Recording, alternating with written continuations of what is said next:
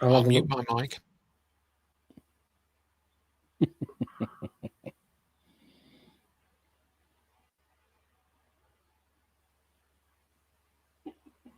There you go. I just got you there. And we your first. That was the first thing that happened when I've got it on me on a little Chromebook as well. And the first thing that came up when it came on was you going.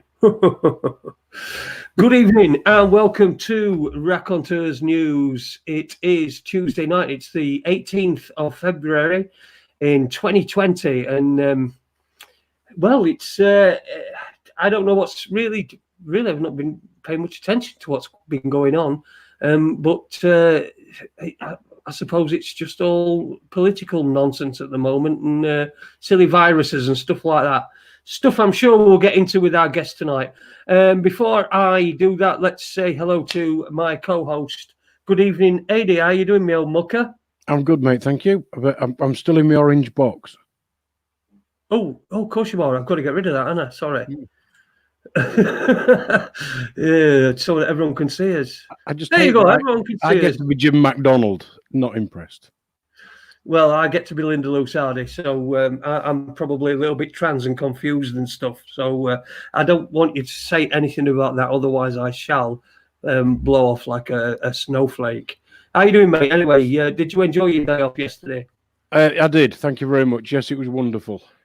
Yeah, I mean, somebody did get in touch with me and say, oh, it was actually Heath. He got in touch with me and said, are you doing a show tonight? And I said, no, I think it's probably going to be a little bit too much. 4 nights on trot, that would have been, because it would have been Saturday, Sunday, Monday, Tuesday. So, So good evening to everybody that's listening as well. Apple Charlotte, Midnight Gardener, Super Leeds is in the chat room. Weefy Man, Alice, Georgeson, everybody, Richard Burke, all the good people, Johnny Jamshovel as well, who does the write-ups. So I've got to get them sorted, man.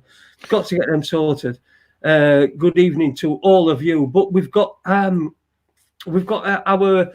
a guest this evening. Our guest, and I've really been looking forward to doing this. I was looking on his website earlier on. Yes, Aid.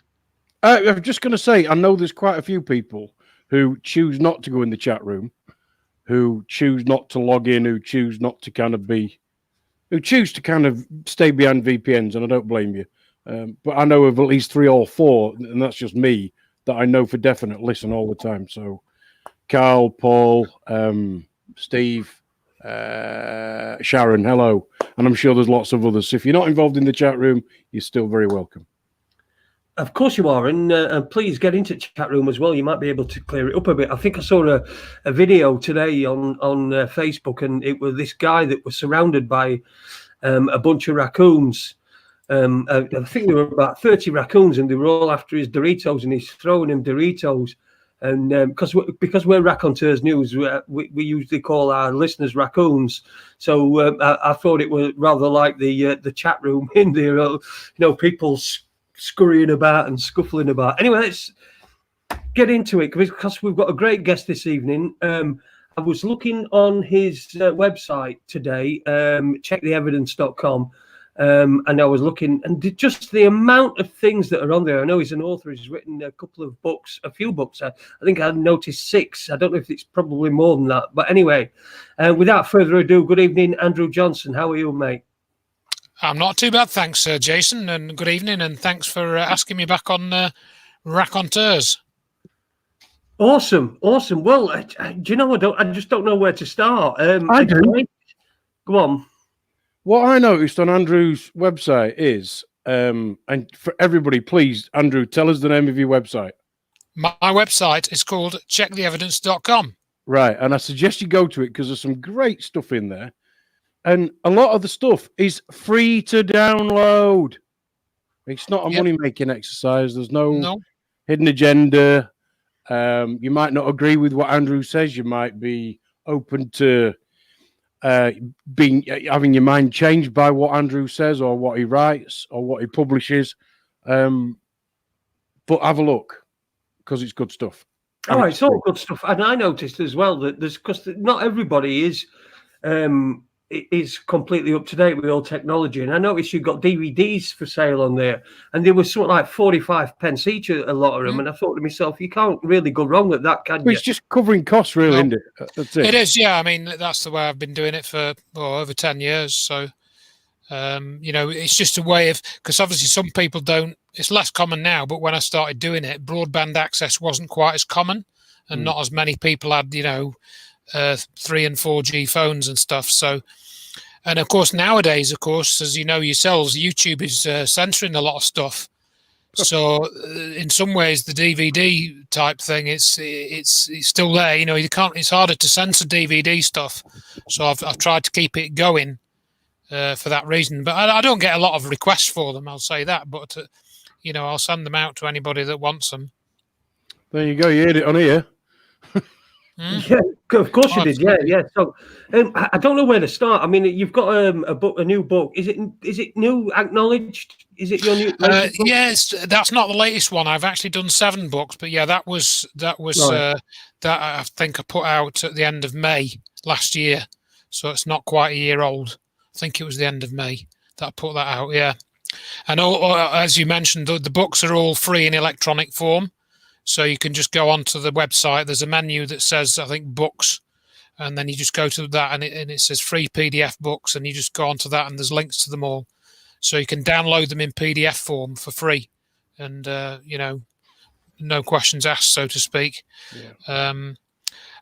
Just anybody that invites me to speak, I'll go and speak. If they cover my expenses, I'm happy to go and speak to anybody of groups of 5, 10. Speaking of which, I noticed that you've got a talk you're doing in a couple of days' time at Bufon, which is the Birmingham UFO network, is it? UFO network? Birmingham UFO group, Bufog, Dave Hodrian's group, yeah.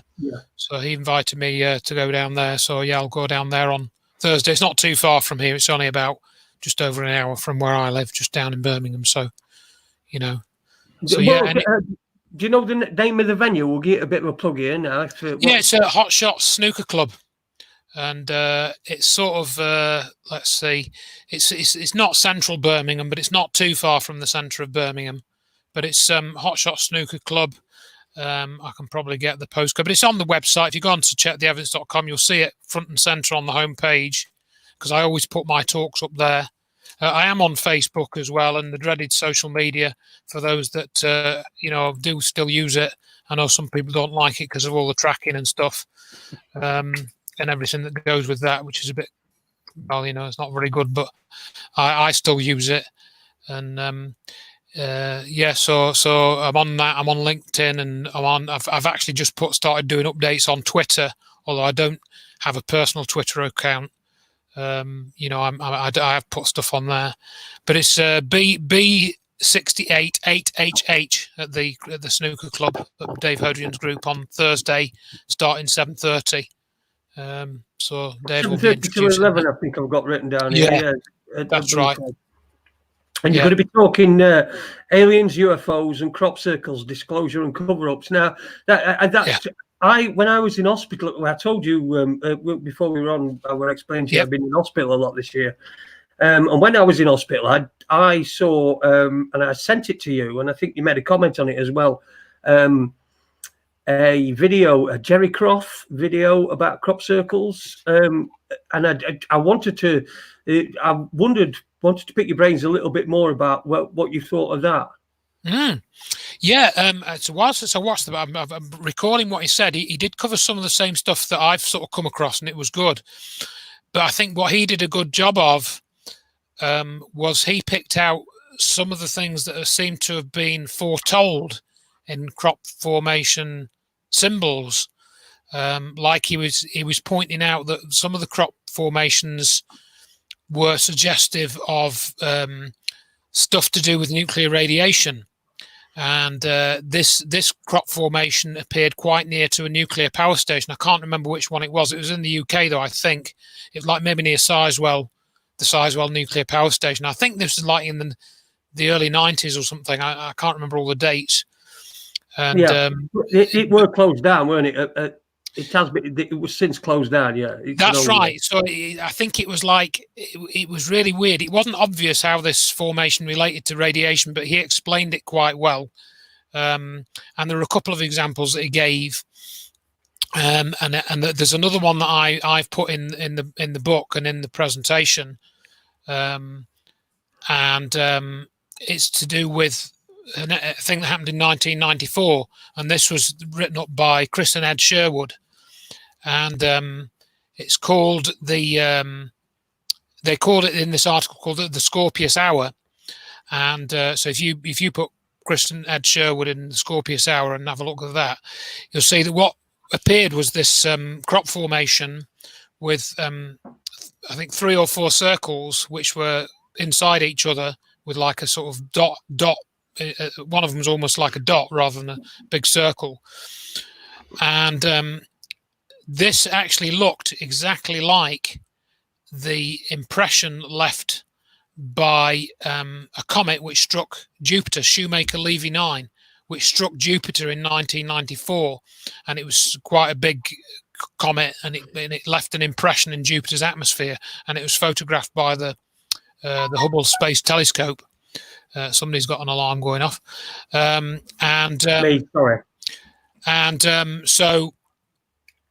this crop formation seemed to foretell that what happened with this cometary impact on Jupiter. Because if you look at the timeline of it, this crop formation appeared, I think, 3 or 4 days before this comet hit Jupiter, and then Chris and Ed showed going into article these other weird sort of coincidences.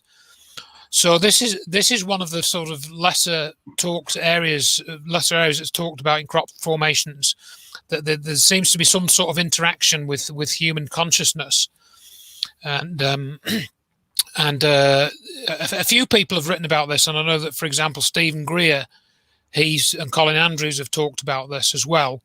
But I've got some strong reservations about those 2 people myself. But nevertheless, that said, if you look at Stephen Greer, he says that the logo that he used for his SETI initiative, which I think he's closed down now, it's now morphed into something else, but it was like a triangle with circles at each vertex of the triangle, and he said that there was Colin Andrews and him and a couple of other people, and they were meditating and thinking of this symbol. This is his story. I don't know whether it's true or not. And then this crop formation appeared in the field the next day, and then they decided to use this for their SETI group. And this has happened a few times to different people. I mean, if anyone that's heard of a researcher called Rick Clay, who sadly died in 2008, he did a lot of good research into the occult and the sort of 11/11 symbolism and stuff like that. And there's some interesting videos of him that he did before he died. Mysteriously, I might add. And yeah, I was just about to say that. Didn't he die mysteriously? There was quite a few. I remember that theories around his death. That's right, because he was buried somewhere strange on September the 11th, 2008, and it's just after he'd spent about a year or 9 months putting all this occult stuff and looking at all the occult symbolism, like in the Starbucks logo and looking at all the ISIS symbolism, and looking at Princess Diana had this range of perfumes which was called ISIS, and he was saying that, you know, Diana was identifiable with ISIS and the occult connections to all of that. And he said that he was looking at the crop formations, and he had one appear in a field near Leeds or Wakefield, I think it was, I forget exactly where, and that's quite rare because you don't often get them in Yorkshire. They're pretty rare in Yorkshire, as you know. Most of them are sort of down in Wiltshire and in the sort of Wiltshire and Hampshire area and that sort of area of the UK. That's where the vast majority of the global crop formations appear. So yeah, and then going back to the Jerry Croft video, yeah, he's an interesting guy. I forget the name of that video, but I think if you put it in YouTube and I give it a watch, it's not very long. It's only about an hour or something. Yeah. And he is a university lecturer, so he's good at presenting the information. He presents it in a very digestible, well researched way, you know.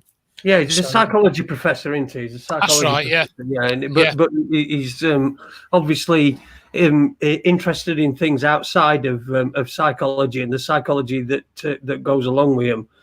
Because he did explain, didn't he? He did say sort of who would do this? Would it be this person, these people? No, because it's just be a waste of time. Nobody's going to see it. Would it be these people? Would it be these people? And once you've got rid of everyone else and said, it's not likely to be them, then you're left with a quandary of who exactly it is That's doing right. it. Yeah, that's right. And he did that very well. And I think he did what a lot of the other researchers don't do, which is talk about the intelligence services activities of faking these crop circles deliberately. Like the Team Satan, the circle makers group, which Richard Hull did an investigation of about 10 years ago. He put that in his film, Crop Circles: Hidden Truth. I think that's what it was called. And you can watch that. That's online. I recommend people watch that because it shows you that the intelligence services do have an interest in crop formations. Why would that be? Why would anybody be interested in these strange patterns obviously being stomped out by people with planks in fields? Why would they be interested in that? Why would they spend taxpayers' money surveilling that operation? And that's because it's not what it appears to be. And I discovered some interesting things. When I was looking into that, in particular with the formation that's on the cover of my book, which is the alien head formation. That if you look into that and the symbolism behind that, and you look at how it was made. And I'll talk about that for a minute because it's quite an interesting thing. There was this, I'll see if I can get a picture of it actually. There was an interesting crop formation which appeared in 2002 in a field in Chilbolton in England. And you may well have seen this because it's one of these images that does, it crops up a lot. It does crop up quite a bit, and you will have seen this image of the alien head. I think I've got the option to share my screen on here, so I'm yeah, go on, you can do that. I'll see what it does. Share screen. Yeah, see if it right. It's going to give me that option. Chink. So I hope you can. Has that worked?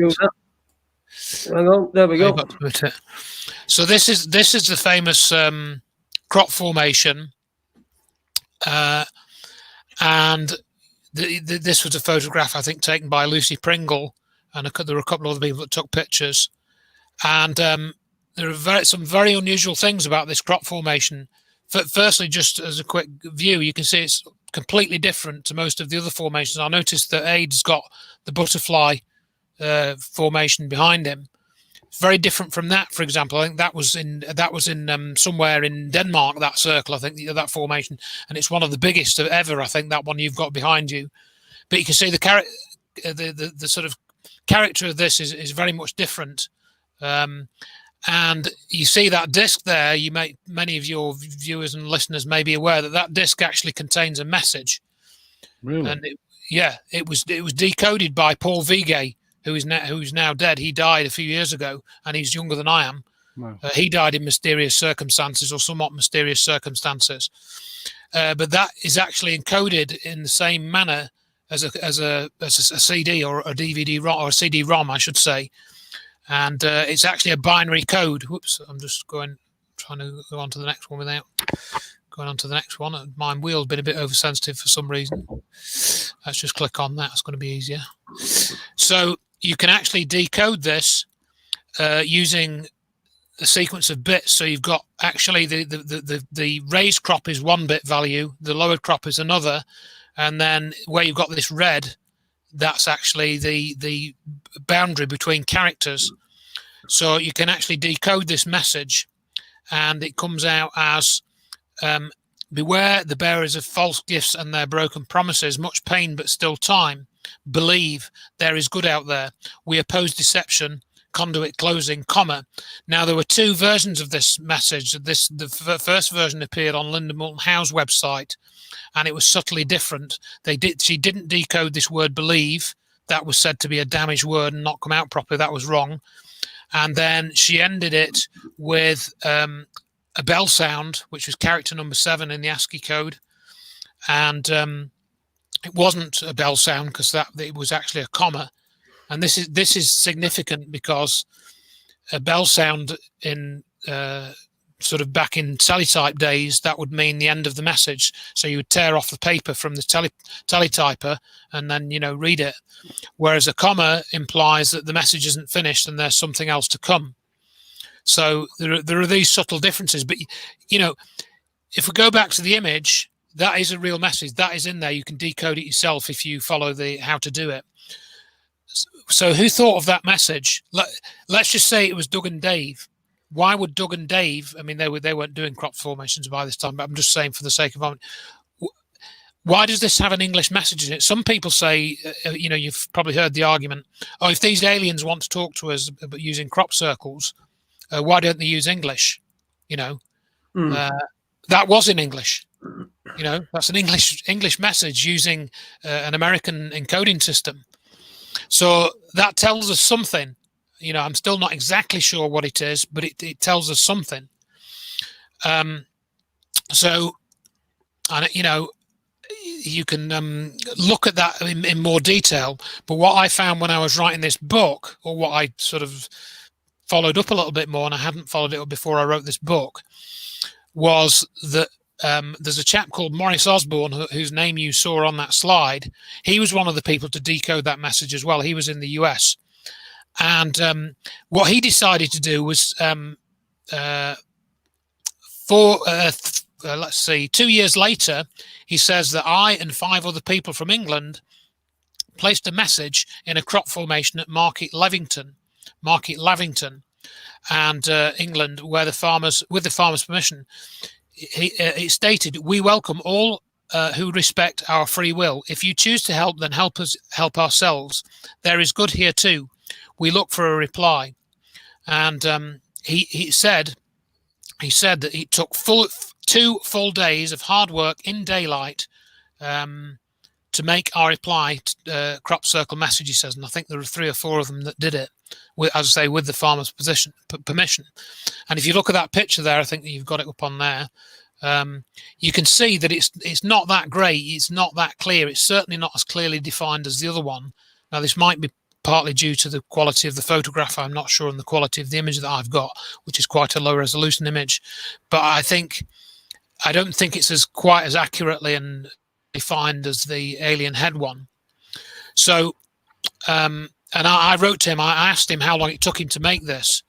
And so that's just the circle. He says it took him 2 days to make that. So what about all the other bit with the alien and the head and the sort of alien looking behind it and stuff? That's going to take extra time. So I don't think that this, I'll go back to the alien head formation. I don't really see a way that somebody could have made that with planks of wood and string. No, it's too complicated, isn't it? I think so. And when I spoke to Paul Vigay about it, because I mentioned this to him in 2006 when I was at a conference, and I said, "Well, how was it made then?" And he just says, "Well, I just thought it was a hoax because it was so complicated and it was such a," and David Caton, who I respect very much, he said, "Oh, it wasn't made by aliens because the aliens wouldn't be so, they wouldn't write a message in English. They just write in symbols, according to what some line of thinking, that the aliens wouldn't put a message in English. So if it wasn't board stompers and it wasn't aliens, what other option is there?" And I think the option is that it's directed energy weapons or directed energy technology. Ah, right. Okay. Well, I'll tell you what. We're getting on to another subject there. So before we do that, first of all, I just want to introduce that tonight we've got we're taking a bit of an experiment. We've got watching in the chat room is Super Leeds, and so let's get a bit of what's going on in the chat room, Leeds. Not much, mate. Not much. Not much. No one's asked a question yet. I've I got think one. there are Well, some I've got a people. question as well. Well, go on then. Go on, Leeds. If you've got a question. Where's his blue fleece? It's in the drawer upstairs. I think Andrew's it's having a famous rest. blue fleece. Yeah, everyone asks about that. It's kind of weird, how it's become such a sort of symbol. It was very impressive that Richard Hall named his whole tour last year the Shitty Blue Fleece Tour, I think. We've had a couple of things in. Go on, you had a question, didn't you, Aid? Go on. Yeah, one's just a comment. I mean, I've sort of been looking at the comments, and I've got Leeds looking out for any questions, simply because Jason and I are trying to listen to what you're saying, Andrew, and we can't watch the chat room as well. A few people have put in, particularly Psyop, no such thing as aliens. And somebody else has posted, well, in an infinite universe where we know about that much of the electromagnetic spectrum, is it not arrogant to think that we're on our own? Very arrogant, yes. What's your personal view? Well, I don't really call it a view. I call it a conclusion based on evidence, and that's all. I recommend that people read the Acknowledged book if they want to learn a bit about aliens and what's known about them, because stuff is known about aliens that have been here and landed. And one example of that is the Starchild skull, which was taken around by Lloyd Pye. So I tell you the story of the Starchild skull, which is this real bone skull which was discovered in a cave in Mexico in 1930. It's 900 years old and was radiocarbon dated twice. And it's a skull which superficially looks human, but has 25 physiological differences to a human skull. Its DNA was tested. The DNA is not human. The bone density is different. The bone is only 1/3 the thickness of human bone, yet it's 2 or 3 times as strong. The bone chemistry is all different. The skull has no sinuses. The skull has eye sockets which are 1/2 inch deep rather than 1 inch deep. The impression of the brain made inside the skull when the inside of the skull has been inspected is very different to what the impression that a human brain tissue makes on the inside of a skull. So his brain was very different. You can see where the visual cortex is in the impression if you know about the way the brain is works, as Lloyd Pye showed. The visual cortex of this thing is all different. Everything is different. This is a real physical object. Yet the UFO community hardly speaks about it ever, even though, as far as I'm concerned, it is real physical proof that at least one alien being was here 900 years ago, because all the evidence was gathered on that skull and that was collected together by Lloyd Pye over a period of 14 years shows that to be the case. So it's not a view. To me, it's a conclusion which is based on a variety of evidence. So that's one thing I'll say, and you can read more about that on the Starchild Project website. In fact, all the information's there. You can form your own opinion of that. I formed my own opinion of it about 15 years ago when I became aware of it. And then you've got other cases, for example, like Travis Walton's case. If you study Travis Walton's case, very well-known case, the only conclusion I felt comfortable coming to is that what Travis Walton said happened really did happen, in that he was in a clearing in the forest at the end of a hard day's lumbering work. He was with 5 buddies in his work team in Snowflake, Arizona.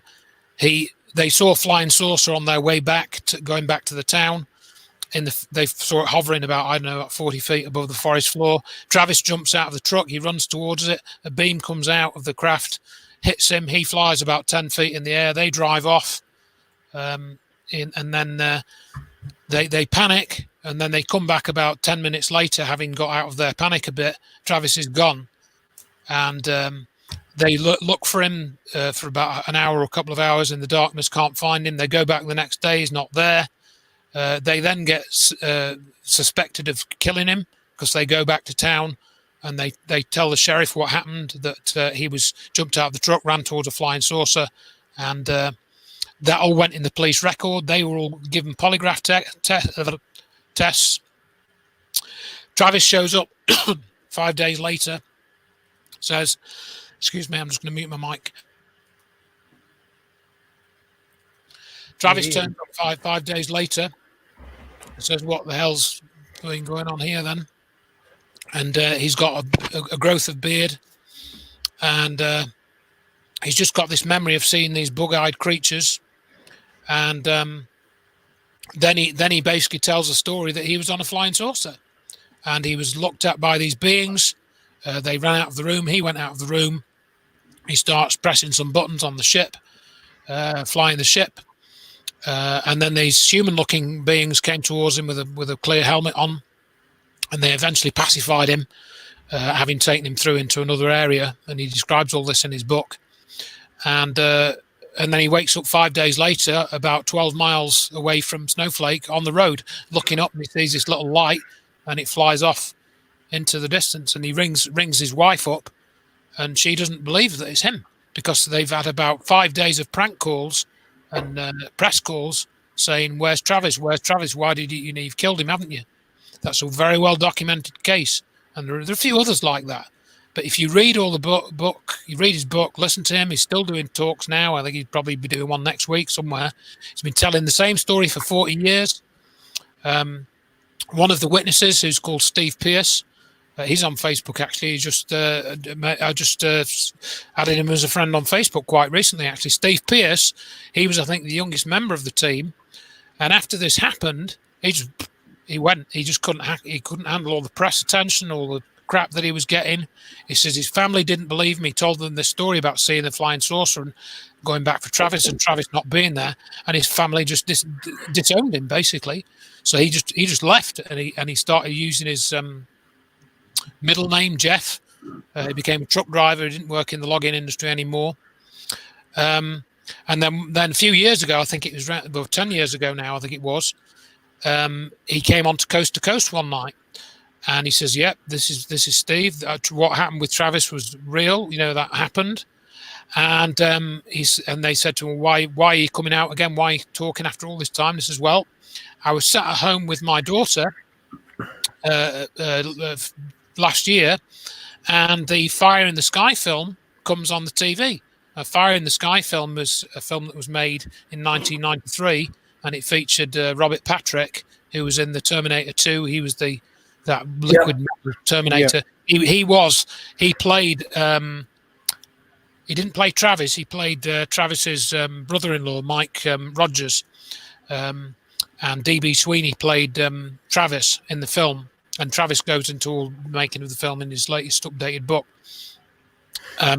Now, that film was on the telly, and Steve Pierce was with his daughter, and Steve Pierce was in that film as a character, but they didn't name him for legal reasons, and they changed the story a little bit because, for example, and Travis explains this in the book, because Travis has two brothers. I think if I remember this rightly, but in the film they merged that into one brother to simplify the story, and stuff. And Steve Pierce's character was in the film, but they give him a different name, or they merged him with another character or something, or they minimized his role, something like that. And so he said to his daughter, he said, "That's me." He watched the film and said, "That's me," and she said to him, "Prove it." And so that's when he rang up Travis, and he got back in touch with Travis and got Travis to speak to his daughter, and then his daughter believed him. And then why I'm going to that length of telling that bit of the story is that Steve Pierce said that while all the crap was going on in the 70s with the story, he was contacted by a UFO debunker called Philip Klass, who some listeners may be familiar with. And Philip Klass almost certainly was working for the CIA. There's almost no doubt about that. And you can look him up if you want. And Steve Pierce said that Philip Klass offered him $10,000 to say that the Walton story was a hoax. So where does Philip Klass get $10,000 to do something like that? That's the first question. And B, why would he offer $10,000 to somebody to tell a fake story? So when you put all these things together, and that's my goal in doing things on Check the Evidence. I try and bring things together and make sense of them. That comes from my engineering background, really, where I've had to do a lot of fault finding, you see. So if you want to fix something, you go into a situation where there's a problem, you have to gather all the information together, work out what the problem is, and then fix it. So that's my approach with a lot of this stuff. So yeah, so that's the Travis Walton. So those are two really strong examples that aliens have been to the Earth, and there's others as well. You can read some of my thoughts in the book. And, tons, yeah. There are tons and tons. I mean, we have been having some questions in the chat room. I hope you've been taking notes from Leeds. I've got 5 questions, Jason. Just before we go on to that, I just want to point out one that was particularly just about the bit that you were starting, especially at the beginning, about the skull, 900 years old, carbon dated. Half-inch eye sockets, etc. A couple of comments came in. Could that not be of Earth, just something that was extinct a long time ago? Right. Yes, there is that possibility, but the problem with that is that the DNA tests were done. How that was done is it was done by a chap who was working for a company, and he got the permissions company to do the tests that he was doing. And what he found was that when he isolated some of the DNA sequences and he put them into the NIH database, some of those sequences didn't match any other species of animal on Earth.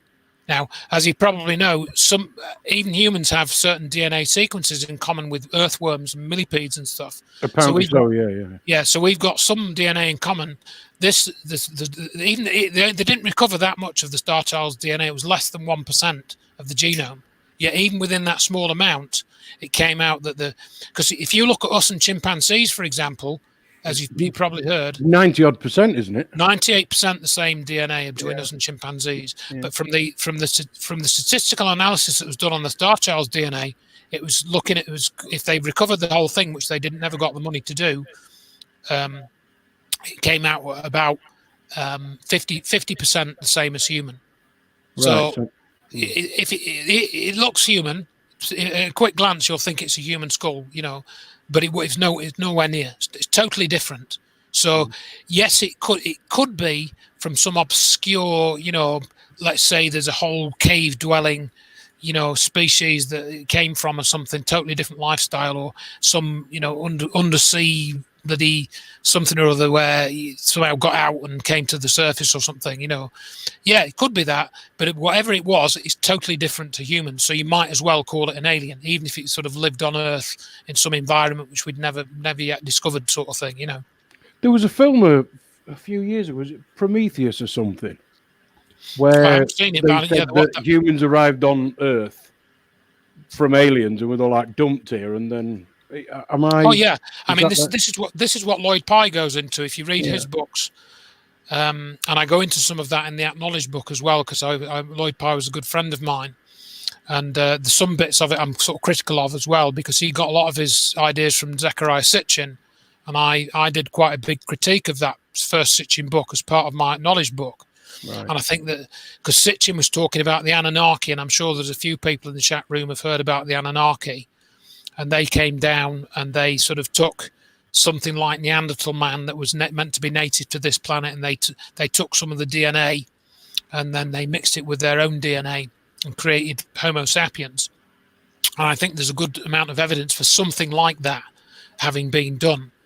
But what I've concluded from the looking at the Sitchin book is I think, yes, something like the Anunnaki did do something like what Sitchin says they did, but the Anunnaki weren't from Nibiru.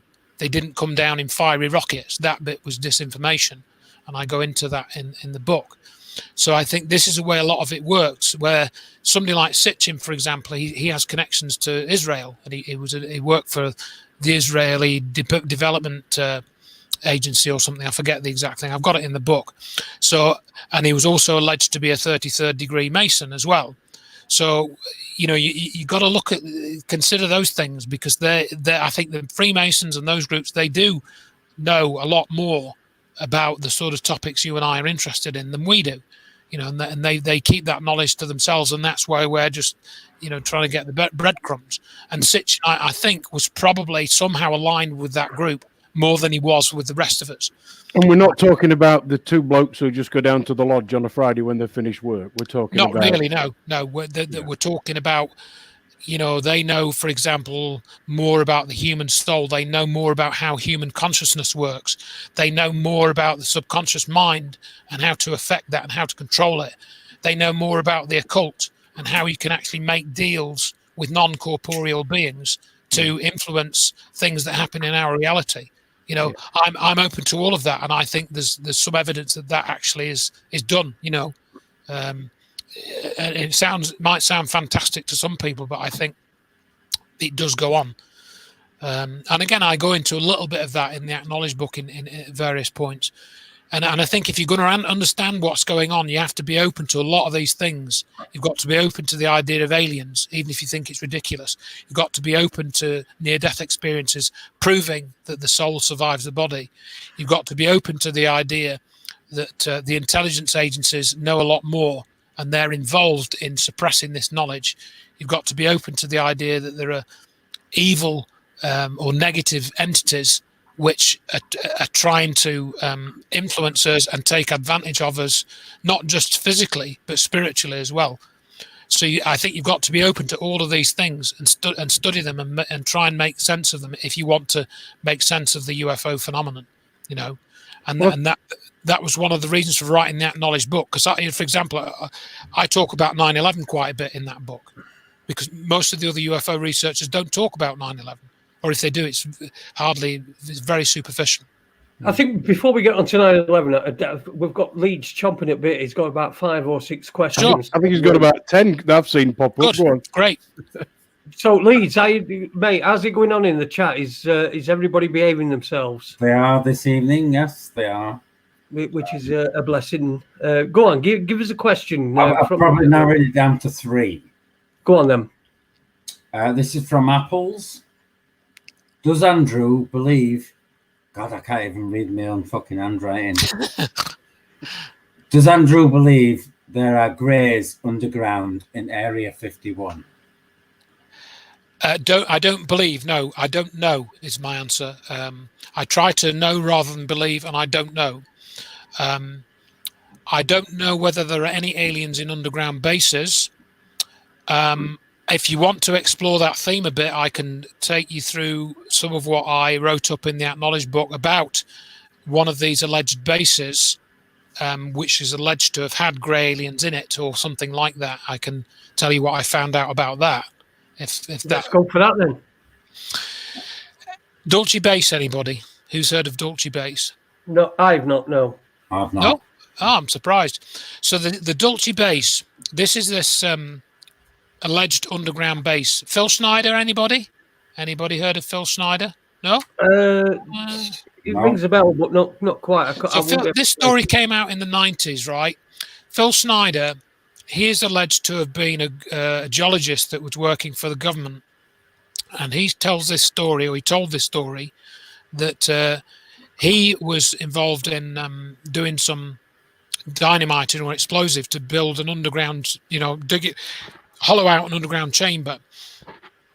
And he said that when they hollowed out this chamber, they broke through into this chamber, and it was full of grey aliens, and there was a big firefight. He was with a team of army engineers or something like this, and he allegedly got shot by a beam, an energy weapon from an alien. That's what he was telling this story. And so he said that there was actually a base in Dulce, New Mexico, right? And he said that at this base, there were aliens there, and they'd abducted humans, and they'd taken them there, and they were doing experiments on them. And then another guy came out, I think he was called Thomas Costello. He came out, and then there was, I think, one other guy, I forget his name, Branton, that was his name. He alleged that there was this Dulce base, and that there were things going on there. There were grey aliens that had been given, permission to live there and do experiments on humans. And you can read all of this. There's Branton's Dulce base book, and the Phil Schneider videos are still online. But when I heard this story, I kind of was quite neutral at first. I didn't say I believed it. I didn't say I disbelieved it. But what puzzled me was one of the talks that Phil Schneider did was that he just droned on about US patriotism for 45 minutes, and he said that he'd left his notes in his car, so he couldn't remember what he was going to talk about. And I thought, well, that's a bit weird, because if you've been shot by an alien, as you claimed, do you really need notes to talk about that? That was a bit weird. So I was always a little bit suspicious of him from that point onwards. And this Dolce-based story, you see, I hadn't realised where it originally came from, and it originally came from another UFO-related case, which was that of Paul Bennewitz. Anyone heard of Paul Bennewitz? The Paul Bennewitz case. So Paul Bennewitz, he actually lived exactly opposite Kirtland Air Force Base, which is, I think, in New Mexico. I forget the state right, but anyway, it's exactly opposite Kirtland Air Force Base, right?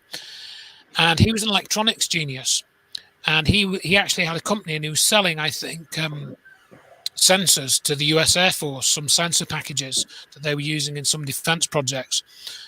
And then he was monitoring various transmissions, and he picked up some strange signals coming out of Kirtland Air Force Base, and he didn't know what these signals were. And then somebody got wind of what he was doing, right? Somebody in Kirtland Air Force Base.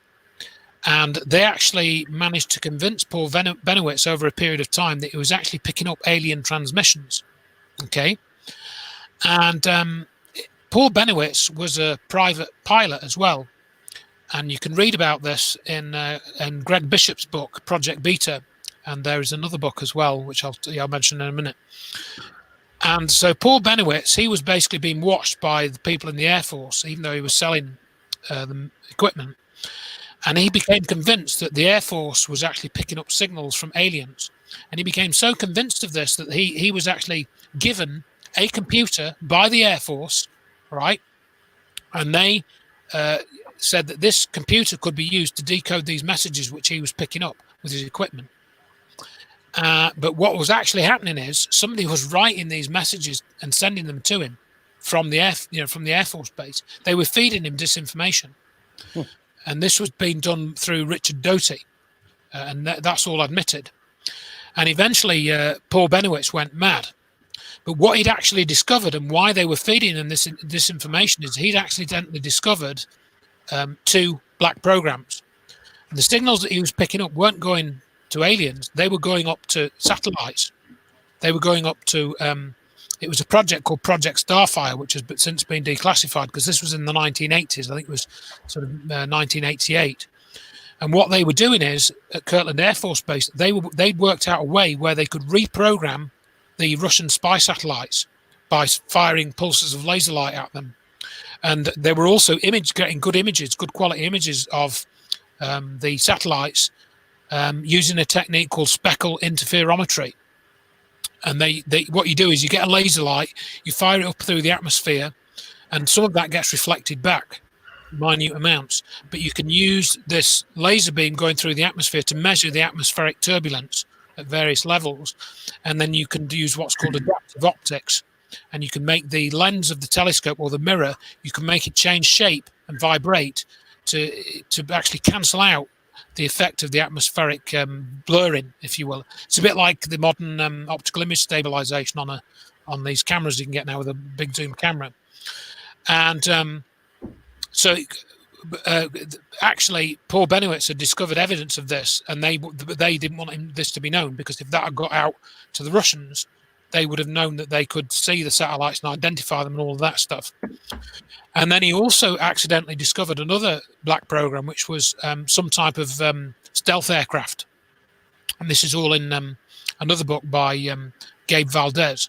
So what they were basically doing is they were feeding Bennewitz disinformation about aliens to keep these black programs from being discovered or being, they kept keep it covered up. And again, the people in the book, in the other book that I'm going to mention in a minute, they were arguing if they just told Bennewitz, just to not tell anybody about these projects, he probably would have, not told anybody, because he was working with the Air Force anyway. So it's a bit of a mystery why they did this. But so he was then fed this story of this alien abductee who said that she had been abducted by aliens and taken to this Dulce base, right? And that she'd seen all these aliens in there and doing things to humans. But all this story from this woman, I forget her name, I put it in the book, came out under hypnosis. So he was actually fed this alien story, Paul Bennewitz was, and that's how the Dulce base story got started. But there's another chap who got involved with this, and his name is Greg Valdez, and he's written a book called The Dulce Base, and you can download that as a PDF. And anyone that's interested, now I recommend that they read that book, because I'd heard about this Dulce Base story in probably about 2003 or 2004, and I didn't know what to make of it. When I read the Greg Valdez book a couple of years ago, I was turning the page. Yeah, this is it. This is what they're doing. This is what they were doing. Because what he actually showed you in that is, yes, there is a Dulce Base, because they actually went up to the Archuleta mountain, and he said what's happened is they've claimed that this Dulce Base is under the Archuleta Mesa, but it's not. It's under the Archuleta mountain, and these are about 5 miles apart on the map if you look at them. And they actually went up there, a party of 3 of them, one of them who turned out to be probably a government plant, he writes in the book. And they were actually able to find a vent on the side of the mountain with air coming out of it. And they also found this property next to, near where this vent was, and it was meant to be like some observation towers. But they found out who owned this land and these towers, and it was like a front company, and they did a bit of investigation into that.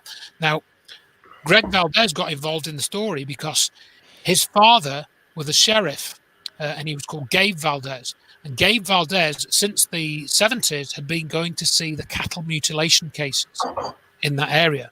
He'd been to hundreds of these cattle mutilation cases between sort of the late 90s and the late 70s, so a period of 20 years. And Greg Valdez said that his father just collected everything. He collected all the information. And for example, he did background checks on Phil Snyder. When Phil Snyder came out with this Dulce Base story, Gabe Valdez went and did a background check on him. And he found that Snyder was in a lot of debt. And Snyder had been in a mental hospital for a period of time. And it later came out, this came out quite recently, Snyder claimed that he'd been shot by an alien and it shot one or two of his fingers off. But there's actually a medical report showing that Phil Snyder, while he was in the mental home, cut his own fingers off. Right? So again, that's all disinformation. And Greg Valdez shows this in the book.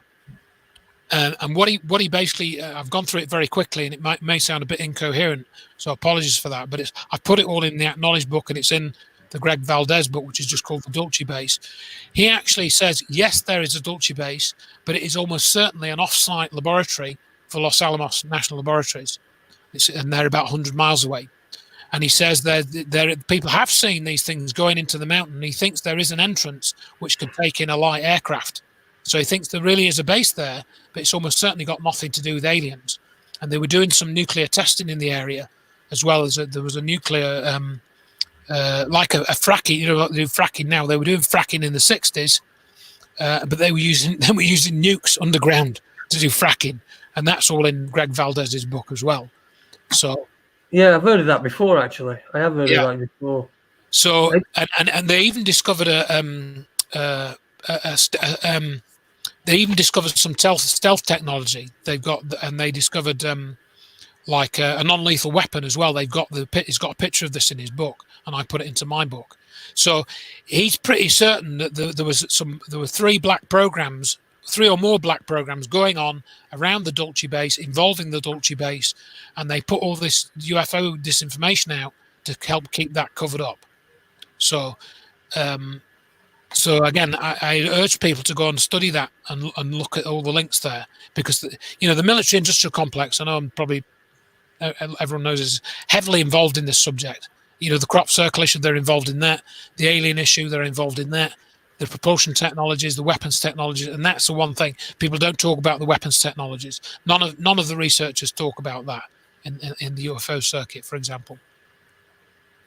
And they have to be, really, don't they? I mean, you can't imagine a scenario where they wouldn't be, and you can't imagine a scenario where they wouldn't know before we do, and keep it away from us as well. I mean, it's there's plenty of evidence out there. I mean, like your website, check the evidence, and you talk about things, you don't believe things, but you look at what the evidence as much as possible, and believe as little as I can, kind of, Yeah, that's there's been absolutely tons and tons of questions going through. I'm just going to let everybody know you're listening to Raconteurs News on a Tuesday night with myself, Aid Hardy. We've got Super Leeds as well, who's got he's changed his name, I think, on there, and I guess Andrew Johnson. And we are talking about all sorts of different things. But I wanted to say thank you to Stewie for if you've not noticed, got a new logo in corner. So we've got a few. We're trying them out over time. So thanks to Stewie for that. He's sent them through to me, and you know, I just sometimes can't get. I can't get over the generosity of people just giving the time and just putting some, wanted to put some logos together. I don't know, Stewie, apart from over email and on this show. But yeah, we've had tons and tons and tons of questions. Leeds, is there any that are yes, standing out for you? Anything that you want to get covered in? Yes, but I've got a few. Hanger 49, if I don't understand what that means. If you know what Hanger 49 is. Would that be also Area 51? George asked about the Cash Landerum incident. I don't know what that is. Cash Landerman incident. I don't know if you know about that one. I know the name. I can't remember anything about that one. I've heard the name, but it's not in my book, and I can't remember anything about it, so I can't really answer any questions on it. Okay. We can move on to Brill Billy's asked, what's your take on Eisenhower meeting the aliens at Holloman Air Force Base. Yeah, that's in my book. Yeah. Okay. Yeah, very interesting case. Now, when I originally heard that story, I was quite skeptical. And this is one of these stories which, you try and chase it down, and it's very difficult to find details. Now, this story was first mentioned by Bill Moore, who was a researcher that kind of disappeared off the scene in the late 80s, and he mentioned it, I think, in the mid 80s sometime, that there was this story that somebody had sent him this letter that Eisenhower had met with some aliens at Holloman Air Force Base, or maybe it was Edwards Air Force Base, which I think was called Muroc Air Force Base, in 1954 or 1955. There's various dates given actually for this meeting, and it seemed sort of pretty thin, because what they were mainly going on was that because all the president's diary is meant to be public, or it was back then. I don't know if it's still true, or it's made public after the fact, and so you should be able to account for every day that the president was doing something. And it turns out that this story came out that he was at the Holloman meeting these aliens on a certain afternoon in 1954. I think it was April. I'd have to get the book up to get the exact date. But the peculiar thing was that when they looked at his official record, it said that he had to have emergency dental treatment on this particular afternoon. So they went and looked in the files for a thank you letter to be sent to the dentist, because if you look at the president's files, any sort of public engagement that he has, he's meant to send thank you letters to them. Like there was one around that same time where he went to a church service, and there was a thank you letter that went to the pastor that was running the church service, saying thanks for allowing me to sit in on your service, all very nice and polite. But they couldn't find this thank you letter to this dentist that had allegedly given Eisenhower this emergency treatment, and there was no evidence that he'd been in any pain, and all this, or he had to have any extra time off or anything. And that I think was more or less the basis of the story for quite a while. But there's another researcher called Art Campbell who carried on researching this story, and he identified 3 witnesses that said that they were actually at it was either Holloman or Edwards, as again these 2 names both come up, and they said that the base was on lockdown, and they weren't told, but then word got out that the president was coming to this base. And one of the witnesses said that the things were going on the base. And I think he was some type of cableman or linesman or something working on the base. And he said he went up this telegraph cable to get a good view of what he, over the base sort of thing, or part of the base. And that's when he said he saw this flying saucer coming into the base. And this all tied up with this timeline when Eisenhower was supposed to be there. And there are a couple of other bits and bobs and elements to that story. And some people have said, and I'd heard it years ago, that if anyone's seen the film Close Encounters of the Third Kind, the 1977 film, I'm sure quite a few people have seen that. And if they haven't, I recommend you go and watch it. Then at the end of that film, there is a sequence where they communicate with the aliens using musical tones, and they have this whole conversation. And then there's this exchange of people, and some people get off their aliens craft and some people get on it. And this, I've heard it said that this sequence was partly inspired by what happened at Holloman Air Force Base. Now, again, that's not really evidence. That's just a an anecdote, a story. I say, having looked at the other evidence, these witness accounts and whatnot, and for example, what was spoken about by Paul Shartle, and he spoke about this on a 1988 program called UFO Cover Up Live, which is on YouTube. He spoke about there being film of a landing. I think later, this was in 1971, I think, that there was a landing at Holloman Air Force Base, and some aliens came out and they went into an office, and he said that he'd seen the film of this. So, it all sounds pretty bizarre, but when you start stacking some of these things up, and things like the testimony of Brigadier Stephen Lufkin, and his what he said Eisenhower was concerned with, when you look at how Lufkin said that Eisenhower felt that he'd been stabbed in the back, and then Eisenhower, when he ended his presidency, talked about the military-industrial complex. When you find out about what happened with the Gary Powers incident, which was the U-2 spy plane shoot down, and how that transpired, it does appear that Eisenhower realized that he wasn't the president of the US, really. Somebody else was calling the shots, somebody in the shadows. And that's what he was talking about in his 1961 speech. Look who came after him, Kennedy, and what happened to him. So when you start stacking these things up, you end up coming up with a very different picture, at least I have, to what you might expect. And if you just look at things in isolation, that can be useful. But again, going back to what I was saying before, I think it makes a lot more sense if you look at the bigger picture. Andrew, somebody mentioned the 33rd parallel, and we've also mentioned 33 degrees of masonry or masons. Any connection? Possibly. There's a very interesting article, I don't know if you can still find it, written by another, sadly, person no longer with us, who was quite young, David Flynn.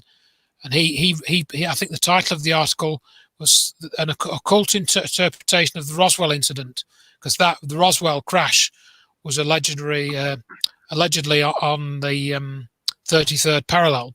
So it's not something I've looked at a lot, but I'm aware that the Roswell incident is one thing that took place on the 33rd parallel. So I can't say much more than that, really. So we need Leeds to read out another question. Well, I've muted him actually, because there you go, Leeds. Are you there? Yeah. Have you got any more questions? Have you got another question? I've got one. If you haven't, I've seen one. Yeah. Nick, go on. Nick GB asked, has he looked into CERN? A bit. I'm aware, for example, of the peculiar video that surfaced 3 or 4 years ago with this, apparently an occult ritual going around and around. And they've got, for example, this goddess Shiva, who was the goddess of destruction, I think, in Indian or Vedic mythology. Is that not Margaret Thatcher? Yeah. It reminds me of an old Alexei Sale thing that he used to do, where he said, in the olden days, they used to call you Smith if you're a blacksmith. And this is really old, this joke. And they used to call you Cooper if you made barrels. And they used to call you Thatcher if you made people sick. He used to say. Yeah. But I mean, that doesn't make any sense anymore, really, because it's 30 odd years old. But it always stuck in my mind, that, for some reason. But how did we get to that? My crazy brain, I suppose. CERN. CERN, yes, CERN. So I think it's kind of like the temple of physics, if you will. You know, all the top physicists want to do these weird experiments, and really, the sort of physics they're doing there is pretty much it's all just trying to prove mathematical concepts. It doesn't really have a lot of practical value.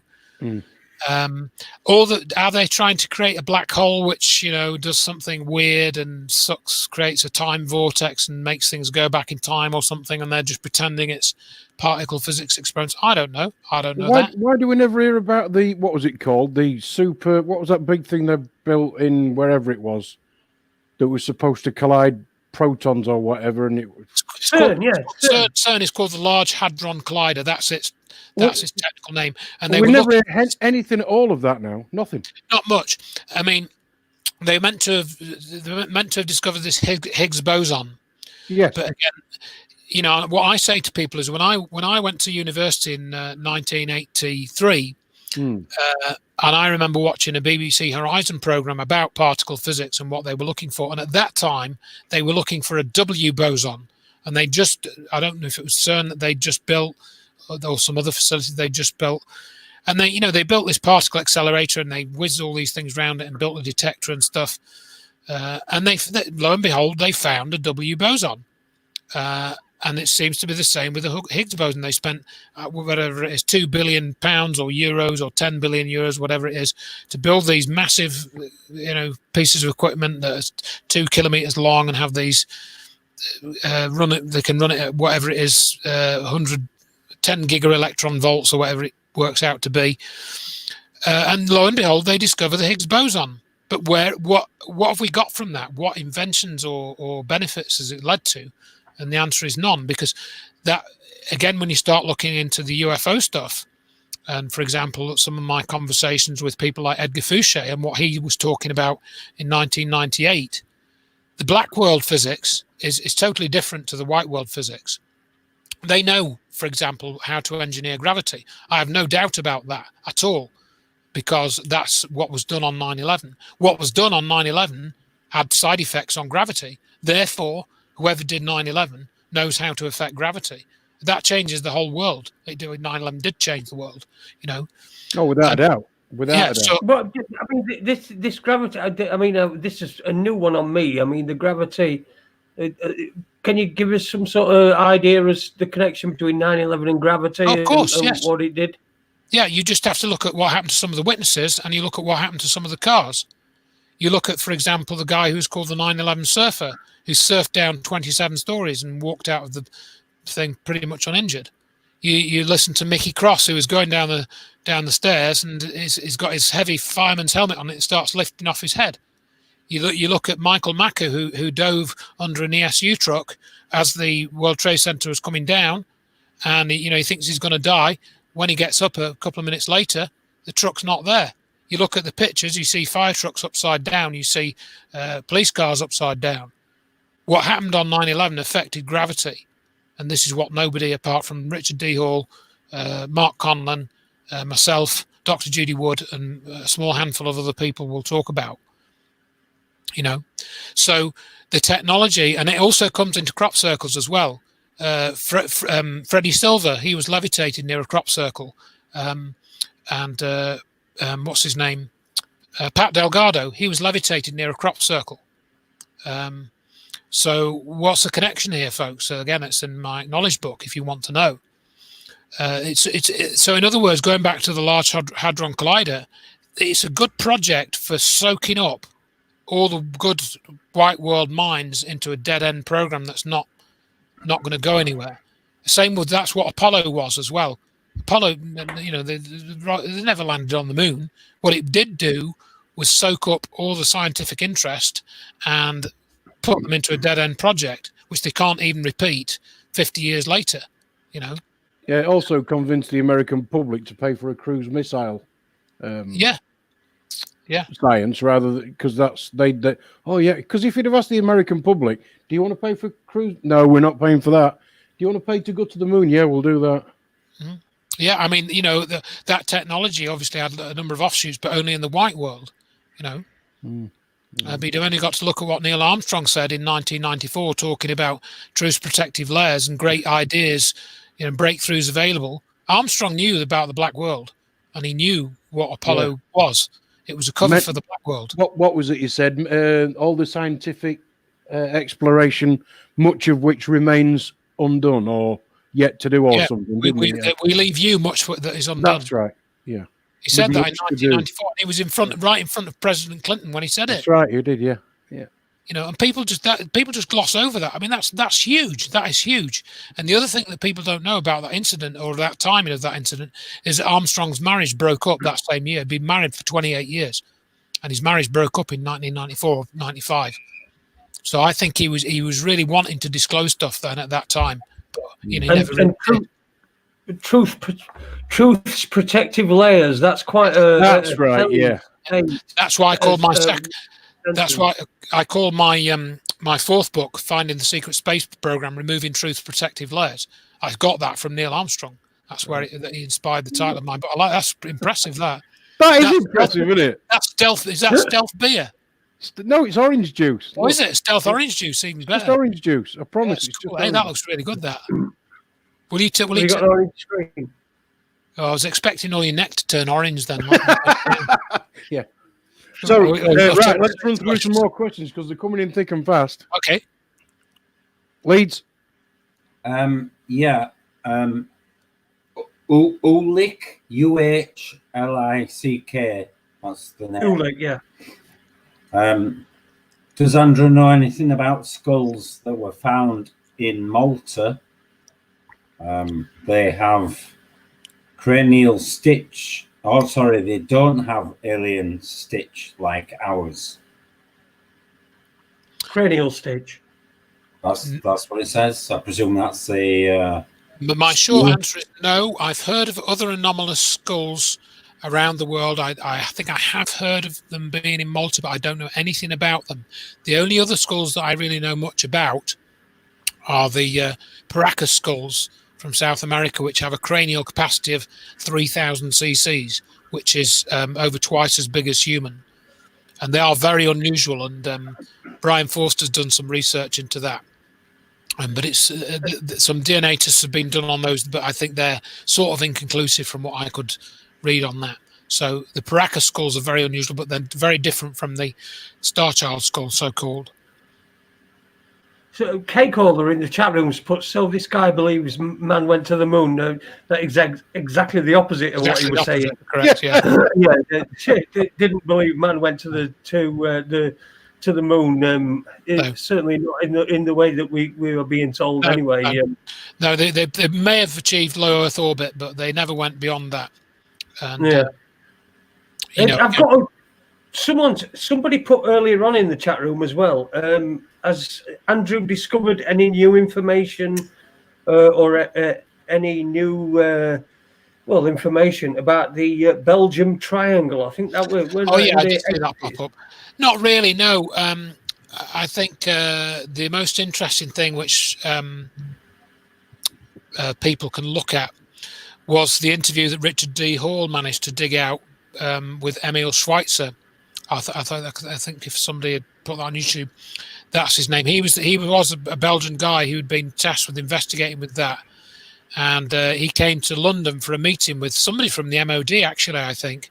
And then this UFO researcher called Harry Harris got an interview with this guy, and I think if you look at that on YouTube, that might be a bit of new information. I can't remember the details of it, but I think it was more of the stuff that had already been out there. Like, it was they locked on radar, but they were never able to visually see it when the Belgian pilots went after it, and it was going at tremendous speed and stuff. But Emil Schweitzer, I think, goes into a little bit more detail on some of the technicalities of that if people want to check that out. But I can't remember that off the top of my head. Also, somebody also wanted to know.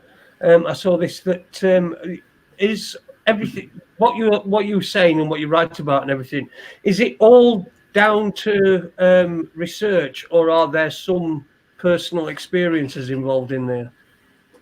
Well, I certainly with UFO sightings, I've had 4 UFO sightings in my life, none of which are particularly significant.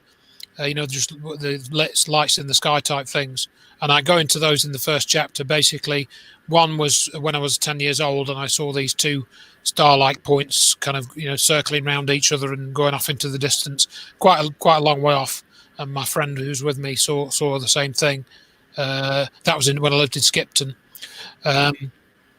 And then I had another sighting in about 1990, which I have no clue what that was. It looked like some kind of giant luminous insect, and it just kind of literally flitted across the sky.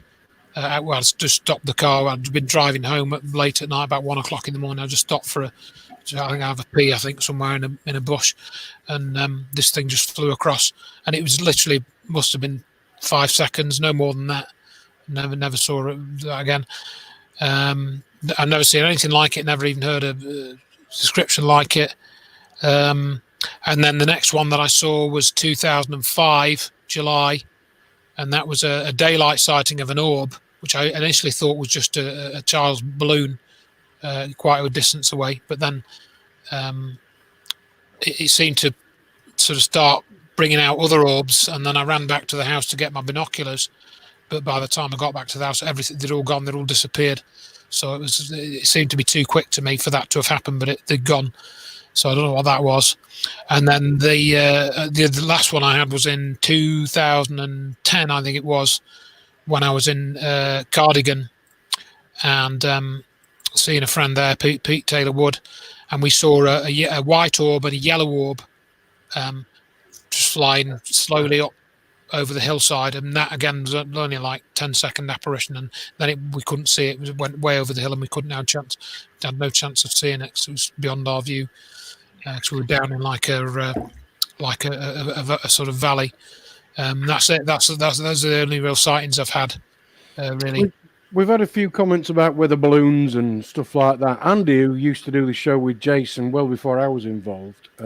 Alan, his name is. Who? Alan. Alan. No, it was Andy, wasn't there? Andy. No, Andy who used to do Raconteurs with you.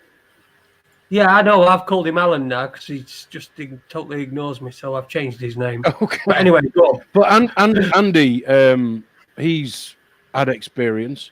I personally know two others who have told about their first-hand experience. I don't know. I've never seen one. No idea. I saw one question which was Dr. Carla Turner. Oh, yes. Are you aware and what do you think of the research? Yeah, very interesting stuff. I mean, she, one of the angles that I put in the book is that some of these alien abduction experiences, not that I don't think it applies to the Travis Walton one, by the way, are almost certainly black ops mind control experiments. And I think Carla Turner, she basically was getting wind of that. And she was starting to realise that, and that's why she was killed. I think she was killed because she got a very rapidly advancing cancer. And I've read, I think, all three of her books. Certainly, the Masquerade of Angels which is what the book about Ted Rice. It's very well written. It's a very interesting and readable book. Sort of quite scary in some ways, but it's not one you can kind of. It's all anecdotal stuff. There's very little that you could take as solid evidence, say, into a court case. Like the Star Child skull, you could put that in a laboratory. You put it in front of a jury or whatever. You couldn't really do that with what's in Carla Turner's books. But having said that, I think she got a good handle on some of the stuff that was going on, and it was the military that were doing a lot of it. And there was something really strange going on, and she talks about them having this. VR simulation, a virtual reality simulation, where they could actually set up a field around somebody with some sort of technology, and then they would feel like they're in a totally different environment.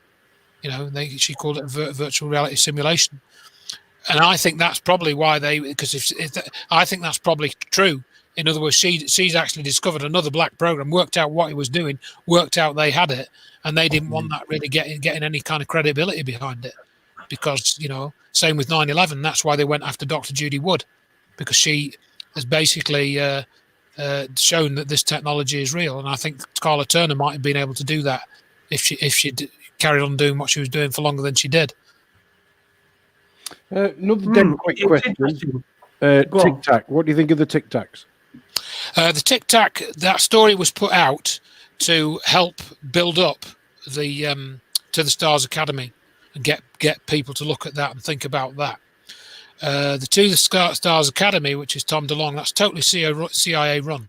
It's totally CIA run. The people that actually are in it have said, yeah, I used to work for the NSA, I used to work for the CIA. Harold Putoff is involved. He's been involved since the 80s in looking at what's going on and feeding back information into the CIA and whoever. And so that it's just totally dodgy. And Tom DeLonge, he was doing it partly for money reasons and to raise money. So I think that them putting that Tic Tac-Toe story out, now it may even be true, it may even be, I'm not saying that story isn't untrue, but the way it's been attached to TTSA has made people, is giving them hits on their website.